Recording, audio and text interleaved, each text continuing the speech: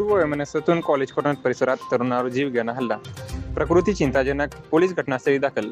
सांगली शहरातील गजबजलेल्या व तरुणाईच्या वर्दळीने गजबजलेल्या कॉलेज कॉर्नर परिसरात 21 वर्षीय तरुणावर क्रूर हल्ला झाल्याची घटना घडल्याने शहरात खळबळ उडाली आहे. विष्णू सतीश वडर, वय 21 असे गंभीर जखमी तरुणाचे नाव असून हल्ल्यानंतर त्याला तातडीने सांगली येथील शासकीय रुग्णालयात दाखल करण्यात आले आहे. डॉक्टरांच्या माहितीनुसार त्याची प्रकृती चिंताजनक असून उपचार सुरू आहेत. नववर्षाच्या पूर्वसंध्येला घडलेल्या या घटनेमुळे परिसरात भीतीचे वातावरण पसरले आहे. घटनास्थळी मोठ्या प्रमाणात रक्त सांडलेले आढळून आले.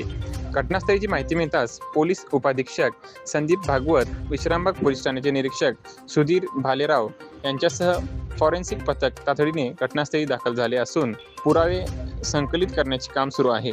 प्राथमिक तपासात हा हल्ला पूर्व वैमनस्यातून झाला असल्याची शंका व्यक्त करण्यात येत असून स्थानिक टोळीतील 2 संशयितांनी हा हल्ला केल्याचा अंदाज पोलिसांनी व्यक्त केला आहे.